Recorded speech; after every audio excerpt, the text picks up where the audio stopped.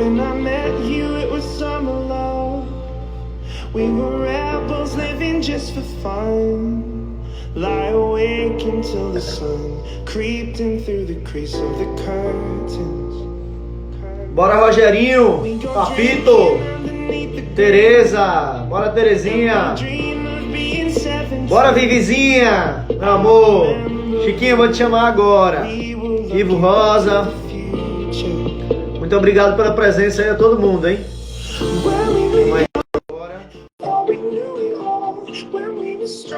Aras Peroleto aqui presente, muito obrigado pela presença. Fala, Yuri. Voltamos. Chiquinho, antes de todo mundo entrar, né, porque a galera tá voltando aí, né, eu queria dar um outro recado, é que eu, juntamente com o Brasília Country Club, iremos realizar uma ação solidária, uma live solidária, com vários cavaleiros importantes respondendo perguntas, com bandas ao vivo. A gente vai fazer assim, uma interação. Eu pergunto uma coisa a você, aí depois sai, entra outro, e isso tudo para que a gente ajude a ANDE Brasil, que é a Associação Nacional de Ecoterapia do Brasil, e mais 2 institutos, um asilo e um de crianças, tá? O Brasília Country Club me chamou para organizar essa live aí, para poder tocar essa live, uma coisa muito bacana nesse momento de pandemia que a gente está usando. Oi? Conta comigo aí se vocês precisarem, se eu puder ajudar em alguma coisa. Você já está escalado, meu amigo. Muito legal. É isso aí, ó, Cezinha presente aqui, César Almeida, grande cavaleiro do Brasil, meu ídolo aí, viu? Um abraço, Cezinha.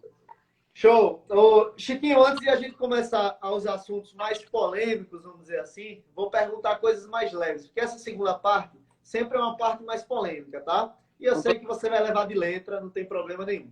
Chiquinho, a gente sabe que todos os cavaleiros na sua história têm momentos bons, né, como você contou vários, e tem momentos ruins. Teve algum momento que você lembra que foi muito frustrante na sua carreira? Poxa, teve, sem dúvida. É claro que na vida da carreira de um cavaleiro existem, como você falou, vários momentos, né? É um esporte que a gente perde mais do que ganha, né? Sim. Então a gente acaba aprendendo muito com as derrotas, enfim, mas sempre quando acontece uma coisa chata, é chato de verdade. Mas eu tive um momento que para mim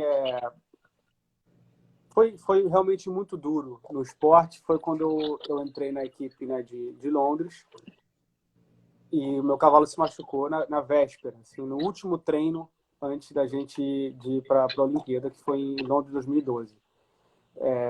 Na equipe naquela ocasião era o Rodrigo Pessoa, o Doda, o Zé Roberto, eu e o Cacaro reserva. Então a gente se reuniu todos na casa ali na época que era a casa do Doda. A gente ficou ali 15 dias confinados ali, toda a equipe, toda a comissão técnica, para a gente fazer os ajustes finais e dali a gente embarcar os cavalos para o local da competição em Londres, né? A gente ali estava relativamente perto, né? A gente na Holanda ali, os cavalos era uma viagem relativamente tranquila, e dali a gente ia embarcar os cavalos como se estivesse indo para um concurso comum. Então a gente ficou ali treinando e fizemos a cerimônia de abertura. Foi assim uma emoção incrível para mim. No final, o Paul McCartney cantou, que para mim é um dos ídolos que eu tenho.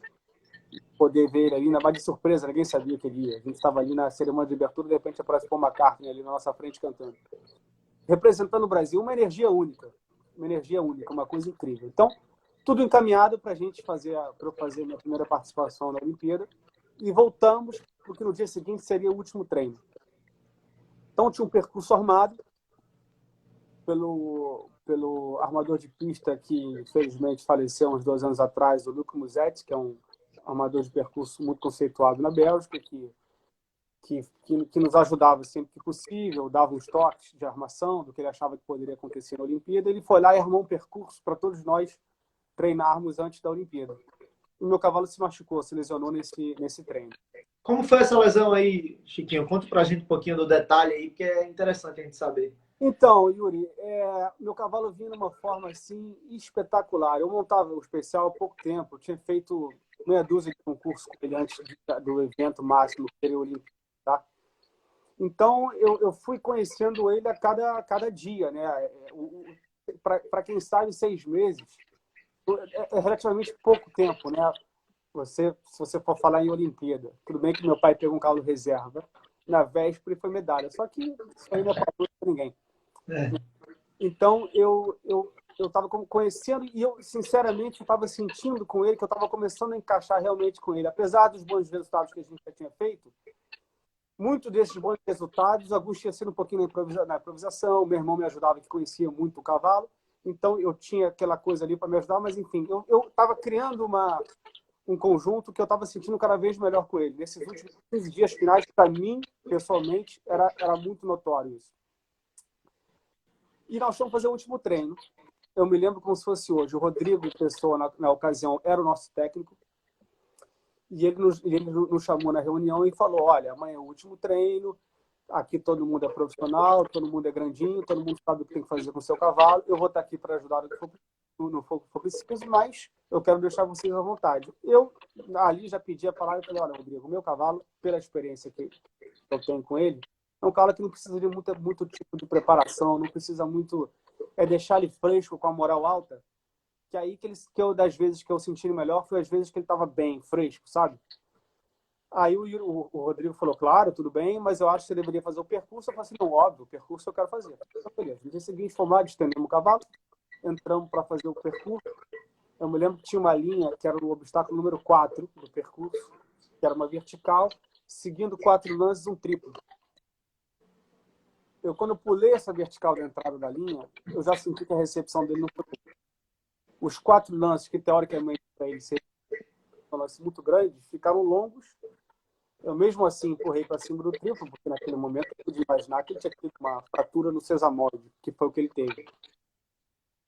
Mesmo que você vê que esse cara era guerreiro, mesmo assim ele passou o triplo limpo. Quando eu me recebi do triplo, eu falei, opa, para mim tá bom, porque eu senti que alguma coisa errada, estava errado. Só que no caso, o técnico Rodrigo não percebeu, é normal. Os outros cavaleiros ali, o Doris, enfim, os caras mais experientes estavam ali comigo e falaram assim, cara, não, você não pode parar esse treino dessa maneira. Treino, você está treinando para a Olimpíada, você não está treinando para um 2 estrelas.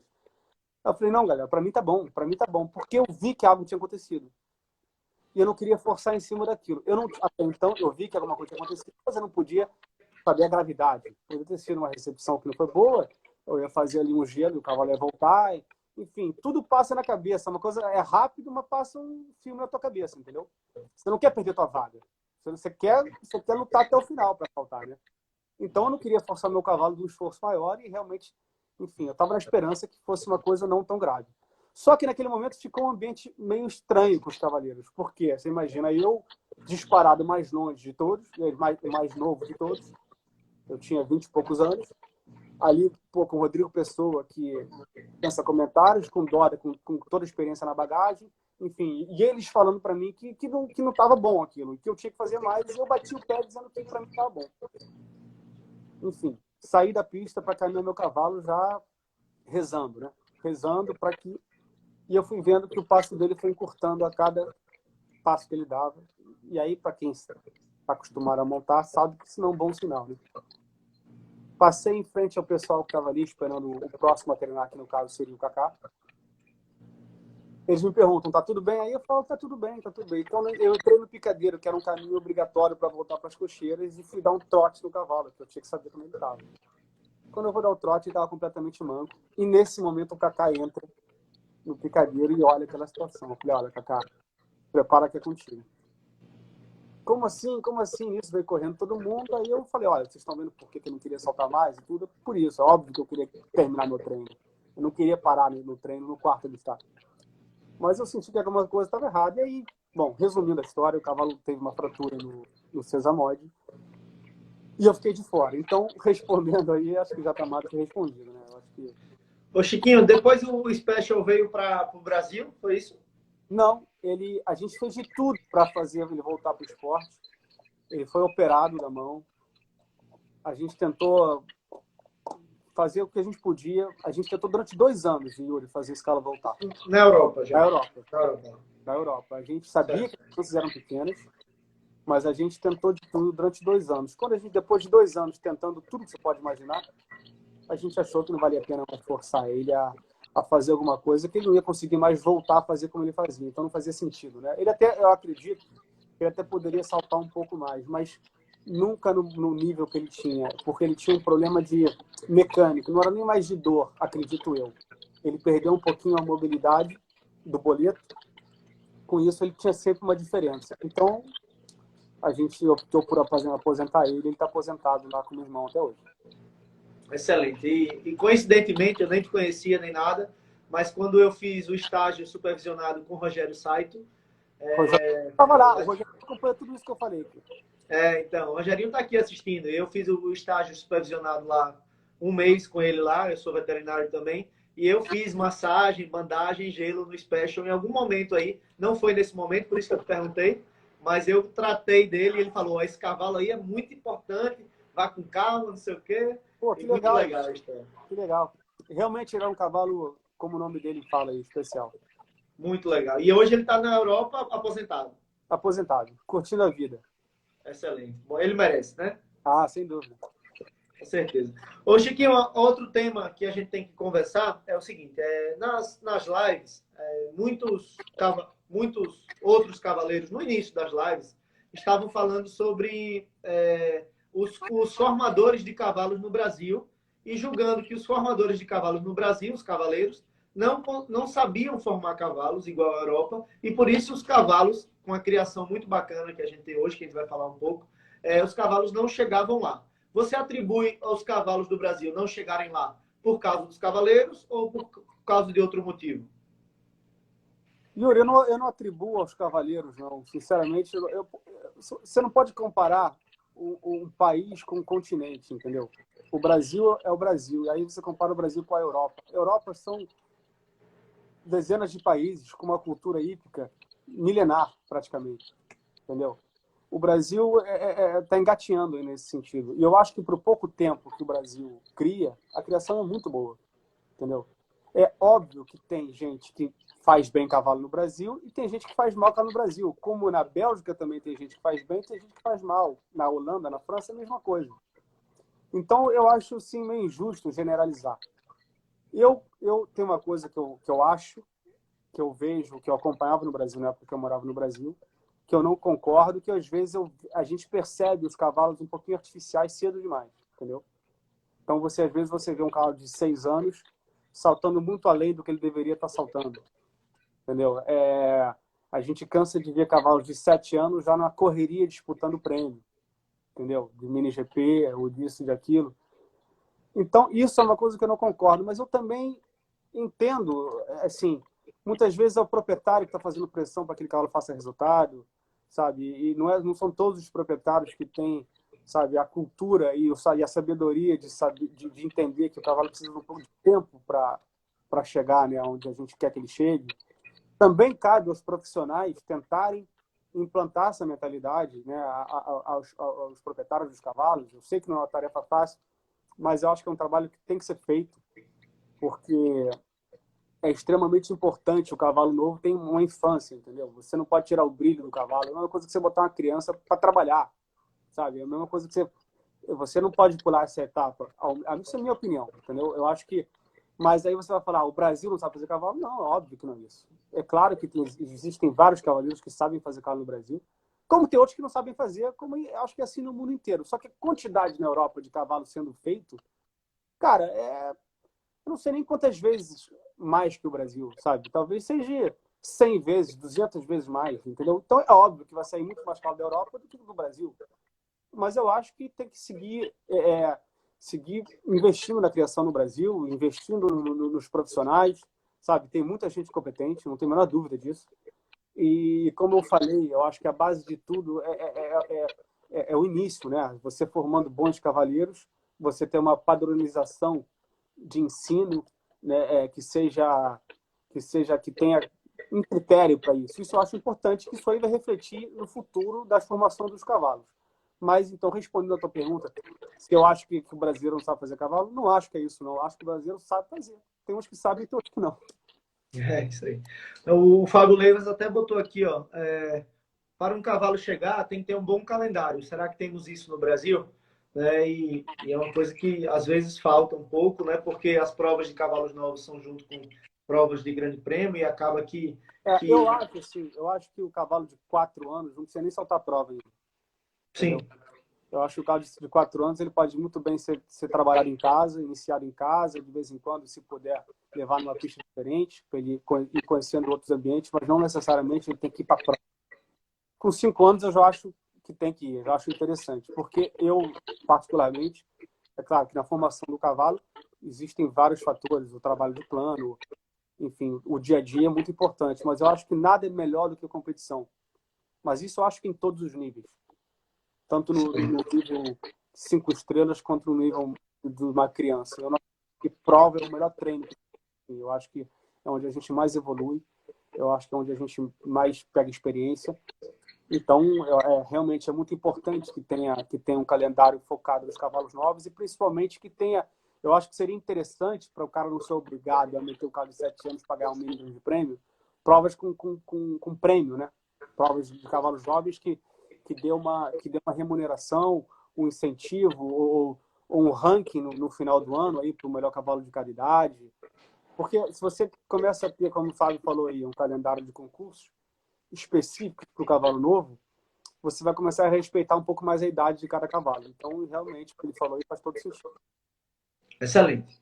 Outro assunto muito interessante, Chiquinho, é sobre, vamos dizer assim, hoje em dia, o hipismo brasileiro, ele está, vamos dizer assim, só em São Paulo, né? São Paulo é o local do hipismo brasileiro e as outras regiões trabalham de forma bem pequena, comparado antigamente, que aqui no Nordeste, por exemplo, vinha André Miranda, Pedro Paulo, Vitor Alves Teixeira com os principais cavalos saltar. E hoje a gente vê que São Paulo é o polo do negócio cada vez mais. Você acha que isso se deu por quê? E se você concorda com isso ou você discorda para a evolução do hipismo brasileiro? Ô, Yuri, isso aí é um motivo de muita tristeza para nós que somos do Rio de Janeiro, né? O Rio de Janeiro sempre foi um celeiro de cavaleiros. Se você vê, para a quantidade de gente, até hoje, para a quantidade de gente que monta no Rio e a quantidade de cavaleiro bom que sai, que se destaca, você vê, na minha geração, tem vários, na geração um pouco abaixo da minha, tem o Felipe Amaral, que é carioca, tem o Stefan Baixa, que é carioca, enfim, tem toda a minha família que é carioca, tem o Fábio Leivas, que é carioca, enfim, a família Pessoa, ela vem do Rio de Janeiro. Enfim, tem vários outros que eu não estou falando aqui. E a gente vê o estado que está o Rio de Janeiro hoje é lamentável. Assim, não dá para culpar São Paulo, ao contrário, São Paulo tem que bater palma para São Paulo, que é o que está... o pouco que eu acompanho do hipismo do Brasil, se não fosse São Paulo, teria acabado, né? Então, eu lamento muito isso aí que está acontecendo. Eu acho que chega a ser vergonhoso para a gente, assim, a situação que está o hipismo no Rio, que é a segunda maior cidade do Brasil, né? Então, assim, eu fico imaginando se no Rio está assim, para vocês aí no Nordeste deve ser ainda muito mais difícil, né? Você vê, Minas também tinha um CEPEL, que era um concurso digno de qualquer concurso no mundo. Tinha um concurso de Juiz de Fora, que também era digno de qualquer concurso no mundo. O Best Jump nem se fala. Enfim, eu acho que Curitiba ainda tenta fazer um trabalho, né, de prova e tudo. Eu confesso que eu estou um pouquinho fora. Não tô tão por dentro, né? Eu já estou desde 2012 fora do Brasil. Mas eu acompanho da maneira que eu posso. E eu tenho que falar para você que é uma coisa que eu vejo com muita tristeza. Excelente. A todo mundo que está aqui assistindo, quem quiser deixar perguntas para a gente no final fazer, é só apertar na interrogação aí abaixo e aí deixar as perguntas, podem mandar as perguntas. No final, a gente vai abrir as perguntas e ele vai responder algumas, tá bom? Uma coisa interessante aqui é o seguinte, você é de uma família, a gente já falou isso um pouquinho no início, mas quero repetir, você é de uma família de cavaleiros, né? E seu pai, um dos grandes ídolos do Brasil, no hipismo brasileiro. Você acha que Nelson Pessoa, o seu pai, eles são pouco usados para fomentar e evoluir o hipismo no Brasil? Olha, Yuri, eu acho sim. Eu acho que são muito pouco usados. Eu acho que não só eles, como outros, entendeu? Você tem um exemplo, o Alfinete, o pai do Zé Roberto, é um cara que tinha, como todo mundo diz, eu infelizmente não pude aproveitar isso muito dele porque eu era muito novo, mas é um cara que é uma unanimidade, que todo mundo fala que sabia tudo de trabalho de cavalo, enfim. Eu acho que foi um cara muito mal aproveitado. O Neco certamente fez muito, certamente não, com certeza fez muito pelo esporte, né? E eu acredito que ele teve uma contribuição assim que não dá nem para medir. Mas hoje, nesses últimos anos dele aí, que eu posso dizer de atividade, espero que ele fique por muito tempo ainda, mas ele já está com 80 e poucos anos, a gente está vendo ele treinar a equipe australiana, a gente não está vendo ele treinar nenhum brasileiro. Verdade. Né? O meu pai é um cara que está aí no Brasil praticamente desde 2002 e pouco vi ele ser usado, entendeu? Então, enfim, e se eu sinto que para mim faz diferença dele estar perto de mim, vai fazer falta para os outros também, entendeu? Eu canso, a gente sempre fala, a gente sempre comenta que ter ele na prova com a gente é uma coisa e quando ele não está é outra. Então, se faz falta para mim, faz falta para os outros também. Então, enfim, eu acho uma pena que isso acontece. A gente tem, eu acho que santo de casa não faz muito milagre, né, Yuri? A gente vê às vezes uma pessoa de fora vir fazer uma clínica no Brasil e o negócio lotar, né? E só porque o cara é de fora, certamente o cara é bom também. Não sou nem um pouco contra, eu sou totalmente a favor que venha gente de fora fazer clínica. Inclusive, quando o Neco ia dar clínica na Ípica, eu fazia clínica do Neco. Mas eu estou querendo dizer o seguinte, quando às vezes a gente tem a pessoa do nosso lado e a gente, né, o cara fica ali esquecido. Isso acontece muito. Acho que tem acontecido com o Vitor Alves Teixeira. Eu acho que, infelizmente, acontece isso no Brasil, né? Não tem jeito. Isso aí. O Fábio Leves falou, o Hélio Pessoa e o João Aragão. Lógico que tem que enaltecer essas duas pessoas. O Hélio teve que passar não sei quantos anos na Guatemala, né? Sim, o João, outro cara que eu vejo ser muito pouco aproveitado, um cara que teve uma vasta experiência na Europa, praticamente a carreira inteira dele profissionalmente foi na Europa e realmente é um cara que é pouco usado. Eu acho assim, que é uma burrice dos profissionais novos, que no caso assim, da minha geração, não dá valor a isso, porque uma hora a gente vai chegar lá também, uma hora a gente também vai ser mais velho, uma hora também. E aí? O que a gente vai fazer? Então, eu acho que tem que dar valor a essas pessoas, porque a experiência que eles têm, eles não fizeram o que eles fizeram à toa. Sabe? O hipismo continua sendo hipismo. É óbvio que o esporte mudou, mas eles também mudaram com o tempo. Né? Isso aí. Excelente. E aí, Chiquinho, eu queria agora saber também como é você ser irmão, né, de um grande cavaleiro e ser filho de um dos ícones e dos ídolos do Brasil, o hipismo brasileiro. Como é que você sempre levou isso aí? Cara, para mim é maravilhoso. Para mim é espetacular, você vê. Eu já nasci com um caminho traçado, praticamente, né? E eu tive a sorte de ter uma diferença muito grande para o meu irmão, que foi meu professor também. Eu basicamente tive esses dois professores na minha vida. Então, o que eu posso dizer? Para mim, você falou daquele início da live de pressão. Eu senti um pouquinho a pressão, pouco, vou te dizer. Como eu mudei para a Europa quando eu era ainda jovem, e lá a coisa andava mais naturalmente, não sentia muito essa pressão. De vez em quando eu ia competir no Brasil, eu sentia um pouquinho essa pressão, mas nada demais. Acredito que o meu irmão sentiu mais essa pressão, porque mesmo nome, morou mais tempo. Esse início de carreira dele no Brasil, dele até ele se tornar profissional, foi praticamente todo no Brasil, então acredito que ele sentiu um pouco mais do que eu. Para mim, eu só tenho coisa boa para falar. Só tem coisas positivas para falar, Yuri. Foi realmente, para mim, era sempre uma segurança, entendeu? Tanto para ter cavalo para montar, para ter o apoio incondicional deles atrás de mim. Então, eu fui realmente um privilegiado nesse sentido. E eu soube que vocês até hoje são muito unidos, né? Você e seu irmão, você e seu pai. E aí eu preparei um vídeo aqui para você, né? Dele falando para você. Lá vem. Vamos ver aqui. Okay. Fala, Yuri, tudo bem? Me pegou um pouco de surpresa aqui, já são quase meia-noite na Bélgica.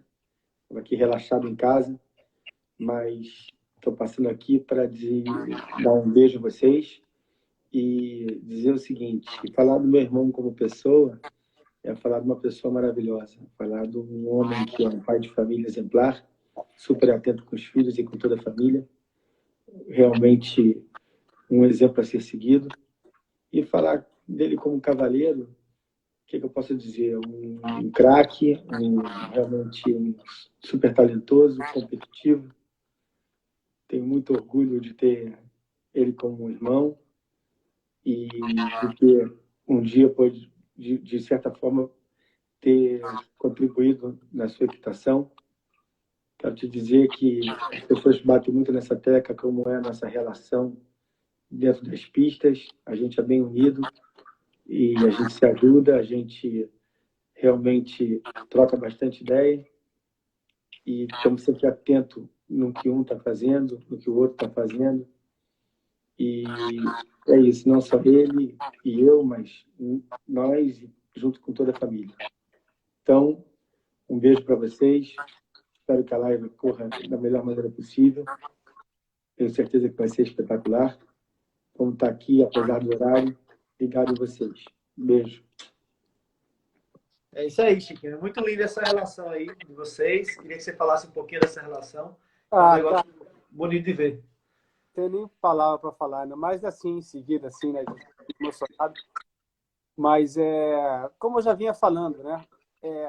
A participação do meu irmão, assim, na minha vida, não só hípica, mas como de ser humano, ela foi extremamente influente. Em todos os sentidos, tanto montando como pessoa. O cara que eu falo o tempo inteiro, que eu penso nele todo dia. Quando acontece alguma coisa nova na minha vida, é sempre uma das primeiras pessoas que eu quero lá e falar para ele logo. Na época da minha infância ali, meu pai estava no auge da carreira dele, então ele vivia viajando para os concursos, para clínicas, isso e aquilo, e o meu irmão sempre cuidou de mim. Então, nossa relação vai muito além, assim, de irmão. É uma coisa assim que acho que só a gente sabe, para te falar a verdade. Então, só agradecer. Beijo.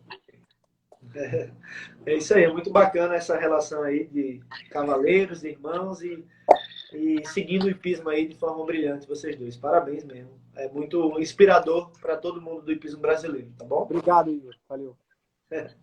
Chiquinho, vamos continuando nossa conversa aqui. É o seguinte, deixa eu só puxar. Sobre a regra das boleteiras, né? Ontem eu vi foi perguntado isso ao Rodrigo Lima, né? Carioca também, grande cavaleiro, e ele falou de uma forma que ninguém tinha pensado. Eu queria saber como você vê a regra das boleteiras novas. Yuri, quando essa conversa surgiu, eu fui totalmente contra.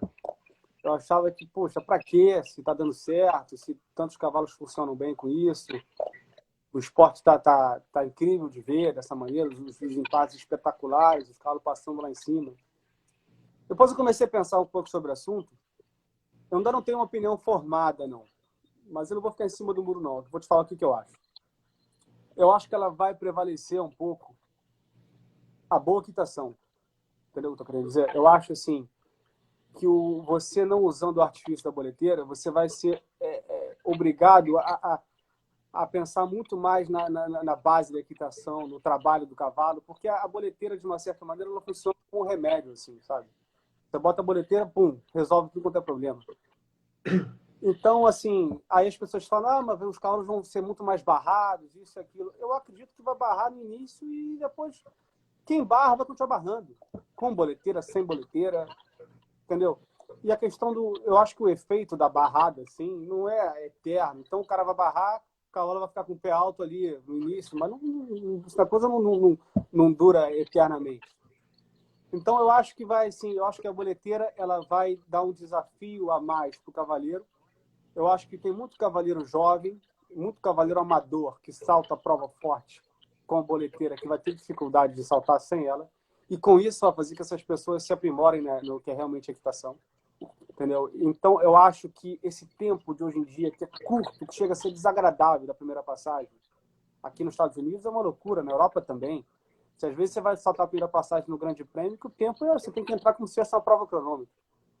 Esse tempo é muito devido às boleteiras, porque os caras passam tão alto que tá difícil fazer falta. Então o armador tem que botar o tempo ali na goela. Então você vai fazer aquele primeiro percurso correndo que nem um louco. Eu acho que isso aí vai dar uma facilitada, então eu acho que o esporte vai ficar mais agradável nesse sentido.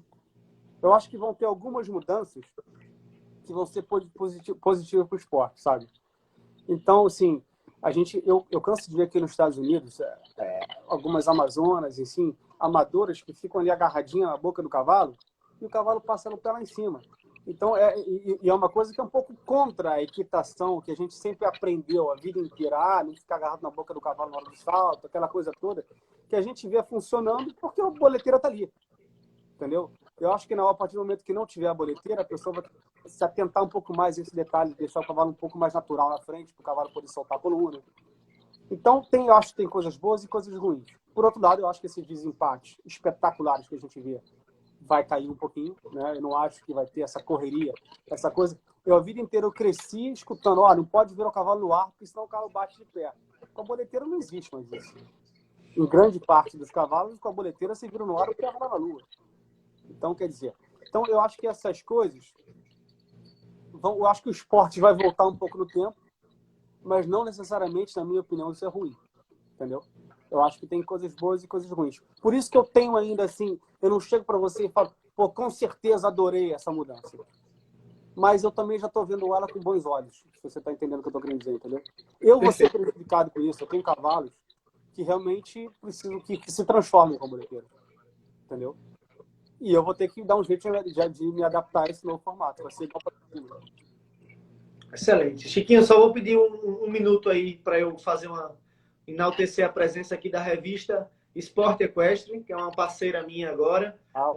Agradecer pela presença. E para quem não assina essa revista Esporte Equestre, é só falar aqui no Instagram diretamente com a Renata. É uma revista muito legal, que está assim, já entrando no mercado, não, já entrou no mercado. Então, fazer a propaganda aqui mesmo. Uma parceira aí das lives, da nossa proposta de trabalho nessa quarentena, tá bom? Legal, parabéns. Chiquinho, show. Outra coisa é o seguinte, quem concorda com a proibição das boleteiras, assista no canal do Hipismo a live com o Rodrigo Lima, que ele discorda totalmente. E assim, lógico, cada um, como você falou, tem as coisas boas e coisas ruins. Mas o que ele falou ontem também, eu concordo totalmente com você, Chiquinho, totalmente, mas o que ele falou ontem tem muito cabimento. Então, quem quiser ver uma opinião diferente, é bom que a gente assista ele para entender com as palavras que ele falou, que é bem legal o que ele fala, tá? Então, quem for a favor aí, ele discorda totalmente. E eu achei legal as ideias que ele passou. Não é para a gente ter uma opinião formada sobre o assunto.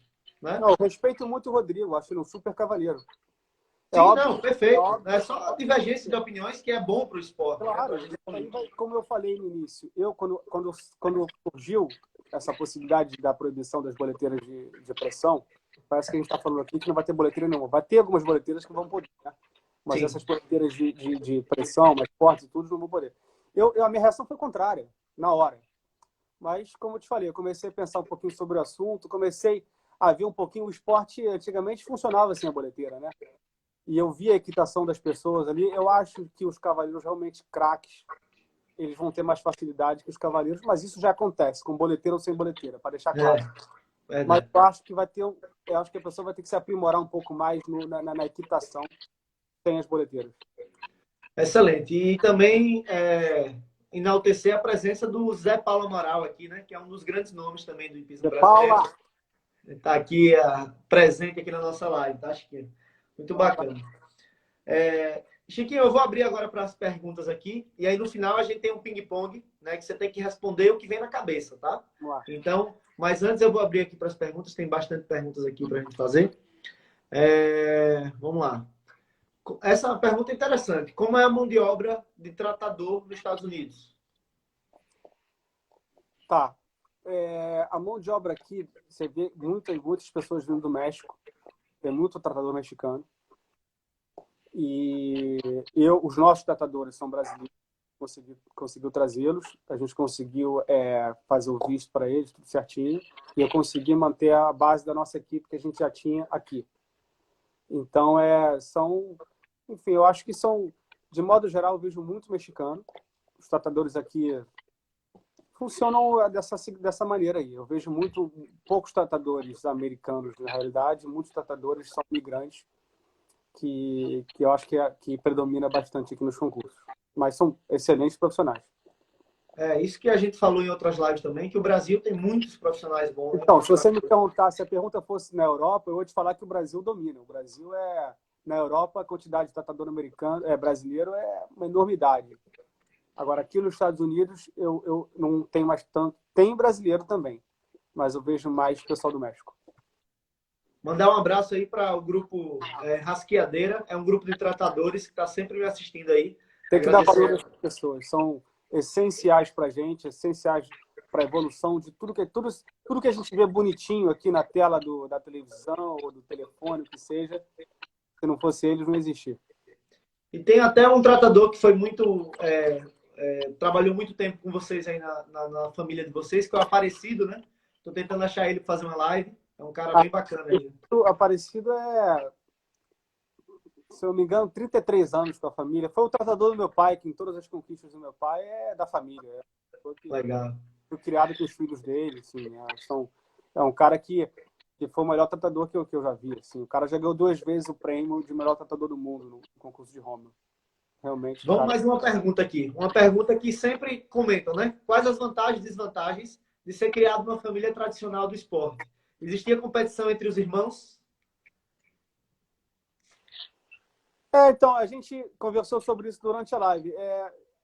Para mim, eu só vejo vantagem, Yuri, para te falar a verdade. Eu nunca senti esse clima de competição. Sincero, até porque eu acho que a nossa diferença de idade ajudou a não ter isso. Né? Porque enquanto meu irmão já era sênior, eu era mini-mirim. Depois a coisa foi acontecendo naturalmente e sempre um ajudando o outro. O meu pai nem se fala, o cara já estava, como a gente diz, em outro patamar. Então, agora com meu sobrinho vindo, minha irmã montou um pouquinho, na época que ela montava também, não existia isso. Sinceramente, isso aqui não é demagogia. Tá falando isso para... Não existia mesmo. Inclusive, a gente um emprestava o carro para o outro, dependendo da necessidade. Então, não, só tem coisa boa para falar aí disso. Para mim, foi meio caminho andado, sem dúvida. Vamos para mais uma pergunta aqui. Você tem vitórias incríveis em desempates espetaculares. Qual a vitória que você mais se orgulha pelo seu traçado?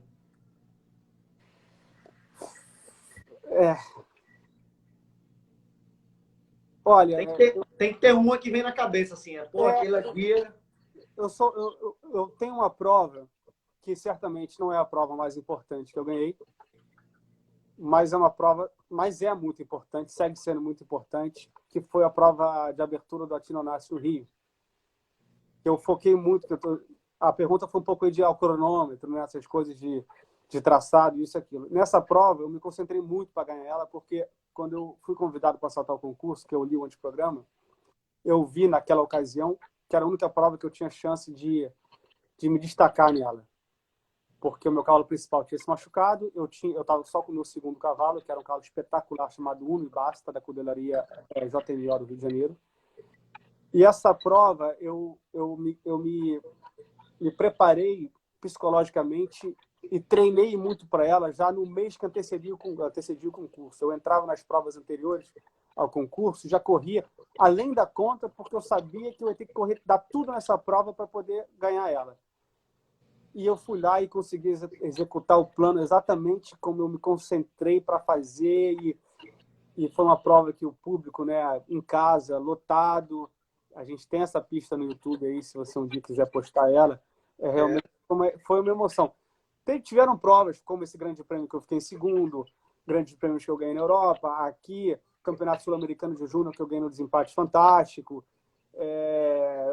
Eu gosto de correr. Eu tenho sempre, durante a minha carreira, eu tive cavalos rápidos, que eu soube aproveitar bem esse tipo de cavalo.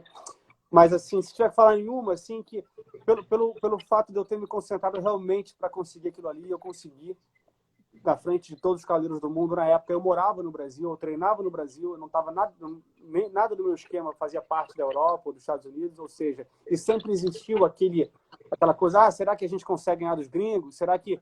E eu consegui ganhar dos gringos na frente de todo o nosso público brasileiro. Então, para mim, foi um momento especial. Chiquinho, eu vejo que sua mãe, a Elizabeth, é sua mãe, não é isso? Sim.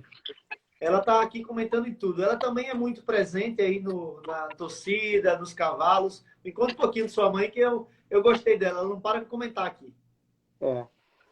Minha mãe, você não sabe, minha mãe monta muito, cara. Minha mãe é craque. Não sabia, não conheço. Tô brincando, não monta não.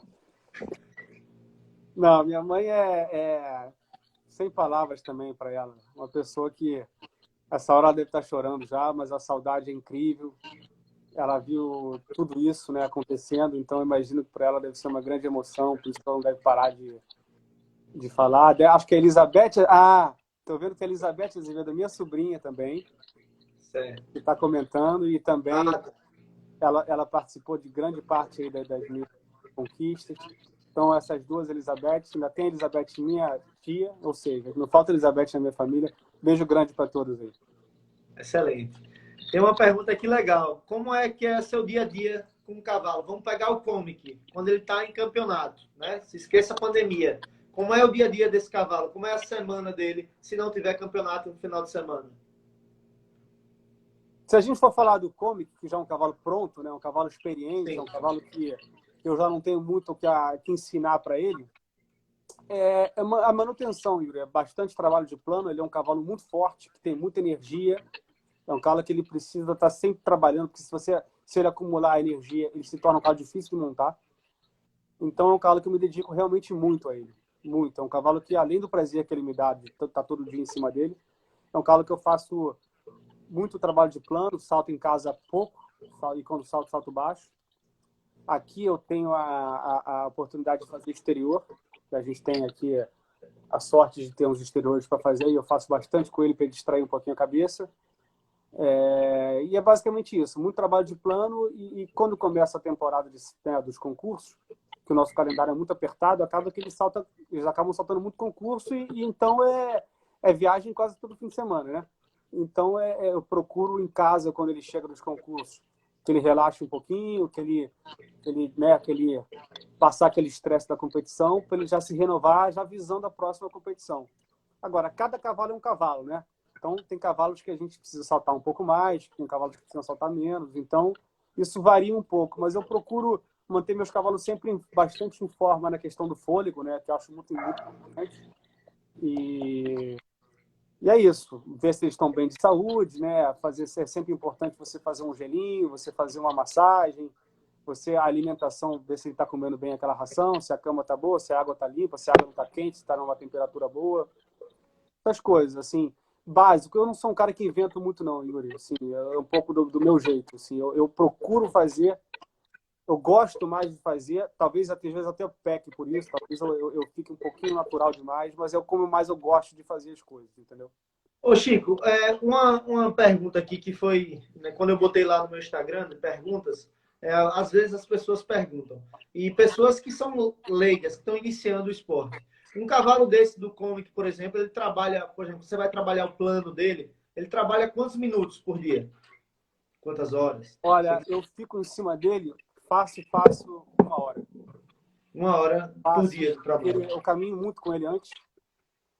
E ele é um cavalo, como ele tem um vigor físico muito forte, se você trabalha ele 40 minutos, parece que ele nem sai da cocheira. Entendi. Então, ele é um cavalo que eu fico... às vezes ele trabalha 2 vezes por dia. Meu pai passou 4 meses comigo aqui me ajudando. Ele montava 2 vezes, porque eu estava machucado. Ele montava comigo 2 vezes para mim. Ele queria que quando eu voltasse a montar, que eu tinha um problema sério no cotovelo, que ele tivesse o mais fácil possível. Então, ele montava o cavalo 2 vezes. Claro que ele estava visando o meu conforto para quando eu voltar, mas também o trabalho do cavalo. E funcionou super bem. Ele é um cavalo que você pode... Volto a dizer, cada cavalo é um cavalo. Você tem que saber, né, entender cada cavalo. Mas se você para pensar, o cavalo com a força que tem, com a saúde que tem, né, com aquela energia que tem, estou dizendo de modo geral, sair da cocheira 1 vez por dia só, de 24 horas, é pouco, né? Principalmente para um bicho que a natureza dele é ser solto, né? Então, se ele fica o tempo inteiro trancado na cocheira, se a gente puder ajudar um pouquinho nesse sentido, nem que seja para dar uma caminhada, tá? Você caminha de tarde, quem tem um bom piquete e o cavalo, né, pode ser solto, solta um pouco no piquete. Depois, se você puder fazer para o cavalo, certamente ele vai te agradecer. Excelente. Chiquinho, eu sempre tenho uma pergunta, que é uma coisa na minha cabeça. Por exemplo, um profissional, tipo um jogador de futebol, um jogador de vôlei, um tenista, eles treinam 5 horas por dia, 8 horas por dia. Você acha que 1 hora por dia para um cavalo ter muito mais força, muito mais vigor físico, é pouco? É o que eu estava falando. Eu acho que é pouco, né? Agora, tem muito cavaleiro que tem 8, 10 cavalos para montar por dia e o cara realmente não consegue fazer isso aí. Sim. Agora, se você tem a oportunidade de poder sair um pouco mais com o cavalo, principalmente aquele cavalo de alta performance. Eu não vou dizer que um potro precise disso tudo. Sim. Né? Eu acho que o potro não precisa disso tudo. Mas um cavalo de alta performance, que tem aquela musculatura, aquele vigor todo, aquela energia, que está acostumado com aquela coisa do concurso, né? Ele deve certamente sair mais do que 1 hora num dia. Eu acho que como eu estava falando anteriormente aqui, só tem a agregar para o cavalo ele sair um pouco mais. Às vezes eu repito a pergunta justamente para a gente intensificar essa mensagem que você está passando. Não, é isso mesmo. É isso É mesmo. de propósito. Hoje Chiquinho. em dia a gente tem muitas pessoas que disponibilizam daquele andador, né? Sim, perfeito. Isso é muito bom, isso é muito bom. Se o cavalo puder fazer meia hora de andador de manhã e você trabalhar à tarde, ou vice-versa, depois de um trabalho forte. Às vezes as pessoas confundem um pouco. Meu cavalo saltou muito forte hoje, amanhã eu não vou montar. É ao contrário. O dia que ele saltou muito forte, você tem que montar, nem que seja para soltar a musculatura dele um pouquinho, entendeu? Não vou dizer que você precise massacrar um trabalho depois de um esforço enorme. Uma coisa que me marcou, cara, isso aí, no Campeonato Mundial em Tryon,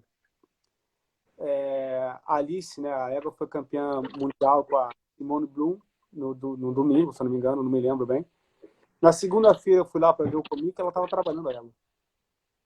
No dia seguinte que ela foi campeã mundial, eu falei que não é possível, porque ali qualquer um de nós seria de ressaca, né? Comemorando durante o próximo mês inteiro. Ela com aquela metodologia alemã ali, ela estava trabalhando a égua dela depois, no dia seguinte, que ela foi campeã mundial. Impressionante. É incrível, né? Chiquinho, eu quero saber como é o Chiquinho pai e esposo, marido. Como é o Chiquinho? Me conta aí pra gente saber um pouco da parte pessoal de cada um. Cara, meus filhos são meu ponto fraco, assim, se dá para falar assim. Quando eles estão do meu lado, às vezes eu não consigo nem me concentrar no que eu tenho que fazer. É verdade. Às vezes eu falo para a Natália nem levar eles na hora que eu estou treinando, porque eu fico olhando para ver se está tudo bem, e se nenhum está correndo para um lugar onde não pode correr. Fala de novo, vai! Te amo, papai! Chiquinho, a gente morre de orgulho de você. De orgulho de você. Um beijo. A gente te ama muito, muito, muito. Fala de novo, vai! Te amo, papai! Chiquinho, a gente morre de orgulho de você. De orgulho de você. Um beijo. A gente te ama muito, muito, muito. Aí uma surpresinha, não podia deixar faltar, né? Tá explicado aí, né, cara? Minha família, a Natália, uma parceira, uma pessoa assim que só conhecendo para entender também o que eu tô querendo dizer. Aguenta todos os perrengues aí do meu lado. No final do ano passado eu tive um acidente grave aí, que eu fiquei mal, posso dizer que não foi fácil para mim, se não fosse ela, não sei nem como é que eu teria aguentado. E eu amo ela demais também. Não dá para falar, só aí. Como é o nome dos filhos, Chiquinho? O mais velho chama Luiz Francisco, filho, como eu, segui a tradição. E o mais novo chama Luiz Henrique. Excelente. Família linda, parabéns. Viu? Obrigado, cara. Obrigado. Natália, muito legal aí. Obrigado, Natália, pelo vídeo. Foi rapidinho. Pedi, ela mandou, foi muito legal. Imagina fazer vídeo com essa galera aí não é fácil, não. Mulher que não para. Imagina. Ô, Chiquinho, eu pedi a ela, faça um vídeo mais ou menos de 1 minuto, tá? Pra ficar bem emocionante. Ela, mas eu sou chorona e tal. Aí hoje ela mandou um vídeo de 12 segundos. Olha, foi o que eu consegui juntar todo mundo, cara, porque é difícil. Maravilhoso. Porra, sem palavras, cara. Não, maravilhoso mesmo. Muito bacana, tá? Tem uma pessoa aqui, que não apareceu no vídeo, que eu tenho que mencionar também, que segura as pontas com a gente direto aqui, que se não fosse ela também ia ser muito difícil, que é a Sirlene, a Dadai. É uma pessoa que está com a gente desde que eu nasci. Ela chegou na família para ser a minha babá. Depois ela seguiu sendo a babá de todos nós. Que legal. Eu vi no vídeo, muito legal. Se não fosse ela também ia ser difícil seguir na trajetória que a gente está seguindo aí. Excelente, Chiquinho. Bacana. Chiquinho, vamos chegar agora à parte final. A parte final é onde você tem que, vamos dizer assim, você vai ter que falar o que você acha, né? Se alguém gostar, gostou. Se gostar, não gostou. Isso é tradicional da família Azevedo. Fala A gente já está um pouco acostumado de falar e as pessoas não gostaram, mas tudo certo. Não, mas o bom é que vocês falam sempre a verdade que vocês sentem. Isso é a melhor coisa. Chiquinho, dois cavaleiros inspiração no mundo para você. Cara, para mim, meu pai, assim, é a imagem que vem na minha cabeça, assim, um cara que eu vi fazer coisas, assim, extraordinárias, coisas que, sinceramente, mais uma vez aqui, sem demagogia, que eu só vejo ele fazendo. Então é um cara que é uma unanimidade, eu acredito, né?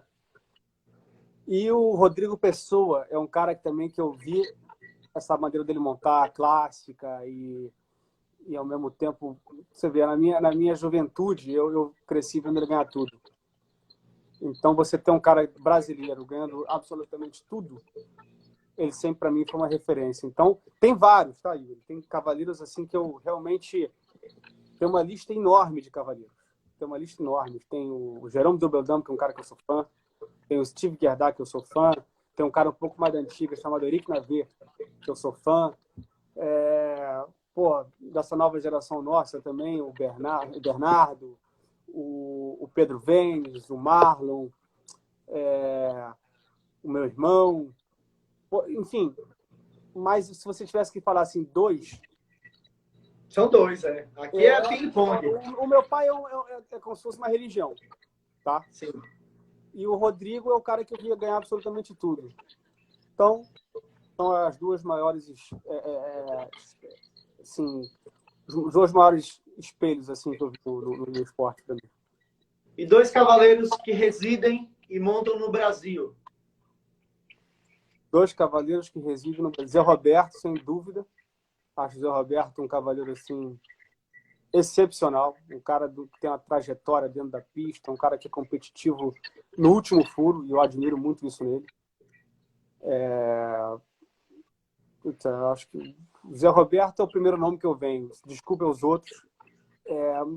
Enfim, tem vários outros cavaleiros espetaculares. Assim, tem o Stefan Basta, que eu acho um super cavaleiro também, um garoto mais jovem, enfim, que eu acho que tem talento para fazer qualquer coisa. Tem o Artemus, que eu acho que é um cara que leva super bem os cavalos que ele monta. Bom, eu não falei do Vitor. O Vitor é um ídolo para a gente no esporte, né? Sem dúvida. Enfim, eu certamente vou estar deixando gente de fora que eu admiro, que não está me vindo na cabeça agora. Mas eu acho que sim, os Jovens Cavaleiros do Luiz Felipe Pimenta, nosso Meleca, é um grande cavaleiro. Meleca não. Pois é. Eu sempre, quando a gente era criança, eu falava para ele, porra, não deixa de chamar de Meleca, você tem nome de craque, pô, Luiz Felipe. Falava para ele já. Capaz dele lembrar. Por isso que ele não gosta mais. Tá certo ele, não tem que chamar de Meleca, pô. Cara, o André Miranda, que até pouco tempo atrás morava no Brasil, um cavaleiro que eu admiro muito. Muitos cavaleiros, o Cezinha, que está aí presente. O garotada mais jovem, e o Gui Foroni, eu acho ele um super cavaleiro. Enfim, tem muitos cavaleiros que eu admiro, mas não dá para... O Marcelinho Ciavaglia também, um cara que uma quitação refinada. É óbvio que eu acho que hoje os grandes nomes, a maioria dos grandes nomes, não todos, mas a maioria dos grandes nomes, eles estão morando fora, ou aqui nos Estados Unidos, são os meus vizinhos aqui, o pessoal aqui que mora comigo, ou na Europa. Mas, enfim, no Brasil tem muita gente boa. Excelente. Qual cavalo que você gostaria de ter hoje nas suas cocheiras, independente de onde ele esteja? Cavalo que eu tenho na minha cocheira?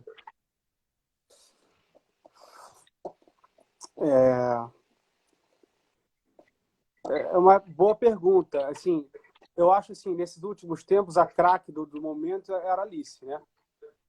Só que agora, com essa regra da boleteira, eu já fico um pouco pensando, porque a Alice sem a boleteira, eu tô pagando para ver um pouquinho como é que ela vai saltar. Acho que ela vai continuar saltando muito ainda, mas não sei se ela vai continuar sendo o principal, assim, meu cavalo de cara. Eu tenho o Clooney do Martin Fuchs. Você olha para ele, não é a plástica mais bonita, não é um cavalo com a técnica mais bonita, mas é um cavalo com toda eficiência. Então, e esse salta, eu já vi saltando grande prêmio com boleteira, sem boleteira. De repente, esse cavalo agora, visto que a mudança aconteceu, vai acontecer na da boleteira. Se não, seria Alice, porque é o tipo de cavalo que eu gosto, com muito sangue, limpo, enfim. Então, vou deixar esses dois aí. Eu acho que eu vou estar bem de escolha. Chiquinho, qual a Amazona que você admira no Brasil? Vamos falar das mulheres agora, que tem várias aqui assistindo, Amazonas, e é importante a gente falar. Das que eu vi montar, eu acho que o Brasil teve excelentes Amazonas, né? Teve a Lúcia Faria, que até pouco tempo atrás a gente estava falando dela no grupo. Teve a Beth Assaf, que eu peguei o final assim, da carreira dela, muito competitiva. Eu admirava muito a maneira como ela montava, a naturalidade que ela montava, a trajetória dela no percurso. Uma Amazona que eu gostava de ver montar. Peguei também um pouco uma fase boa da Cláudia Itajaí, muito competitiva, aguerrida. Mas, se eu tiver que falar uma Amazona que eu acho que foi assim, a que eu mais admirei em cima do cavalo, é a Camila. A Camila é uma craque. E no mundo? No mundo? Bizimado. Essa é um fenômeno, né? Fenômeno. E essa eu acompanho de perto aqui, então eu vejo ela saltar por semana. Filipinho, Toda hora chama igual. Chiquinho. A naturalidade que ela leva as coisas, eu gosto, eu admiro muito. A Amazona que você prefere é a Natália Sangue Azevedo. Ela é Orconcourt. Ela é Orconcourt. Ô, Chiquinho, me diga uma coisa. Existe outro grande circuito de hipismo nos Estados Unidos, a não ser o Wellington? Existe, mas não tão longos. Você acabando aqui o Wellington, normalmente o circuito começa acabando em Wellington, vai para Trial, que é excelente também, mas não tem um nível de competição como tem aqui de 5 estrelas quase todo fim de semana. Você tem o circuito de Kentucky, que são só 3 semanas seguidas, que é maravilhoso, uma estrutura espetacular para os cavalos. Você tem o circuito de Nova York, que não é baseado no mesmo local, mas são 4 concursos seguidos também, de um nível excelente. E, sem falar nos Estados Unidos, mas falando em América do Norte, você tem a temporada de Calgary, que para mim, pessoalmente, é o lugar até hoje que eu mais tive prazer em estar competindo, que é uma coisa assim, só quem entrou lá e saltou para entender o que é você estar competindo ali em Spruce Meadows. Eu passei o ano passado 1 mês competindo lá, e é o lugar que eu mais tenho vontade de voltar, que acontece no mês de junho e julho. É impressionante, impressionante. São 5 semanas seguidas de 5 estrelas, num nível altíssimo, umas pistas maravilhosas, enfim. Então, essas são as torneios principais aqui da América do Norte. Chiquinho, a última pergunta é o seguinte: essa é nova, essa pergunta. Qual é a marca de arreios, de selaria que você mais gosta? Olha, eu tenho o patrocínio da sela da Bruno Del Grande, que eu gosto muito. Realmente é uma sela que eu comecei a usar faz uns 3 anos, que eu me adaptei muito bem a ela e eu realmente recomendo. E ela também fornece todos os outros, ela fornece cabeçada, barrigueira, enfim, é uma marca que eu assino embaixo. Mas existem diversas outras. A Boutet é excelente, a marca Dion, uma marca chama do Philippe Dion, de um belga, que já está aí no mercado há mais de 30 anos, que para cabeçada ele não faz sela, mas todo o resto ele faz, é excepcional. Eu acho que hoje em dia tem para todos os gostos, Yuri. Eu acho que todo o material aí você vê dessas marcas mais conhecidas são muito boas. É uma questão de cada cavaleiro se adaptar àquilo ali. Estou falando mais especificamente do caso das selas, porque o resto, né? Quem vai falar, vou me adaptar àquela cabeçada, ou àquela barrigueira. Agora, realmente existe isso. Então, é um pouco para cada um. Eu recomendo essa marca que eu uso, que é a Bruno Del Grande, que eu acho excelente. Chiquinho, vamos só tirar uma foto, que falta 1 minuto e 15 para acabar a live. Vamos tirar uma foto aqui. Tá contigo aqui. Uma foto aqui. Aí. E, Chiquinho, eu quero agradecer. A gente tem 1 minuto para finalizar. Agradecer imensamente essa parceria nova que a gente está lançando, essa amizade aí nessa live. E pode finalizar com você. A gente quer ouvir você. Cara, eu vou finalizar aqui te agradecendo, Yuri. Vou finalizar te agradecendo, porque acho que a gente conseguiu abranger quase todos os assuntos, né, que eu tenho que falar, das minhas experiências, da minha família. Pô, só que você fez comigo aí da minha família falando, cara, isso não tem preço. Sabe, a gente vive separado, faltou só minha irmã falando aí. Mas ela já fala bastante pessoalmente, então tá ok.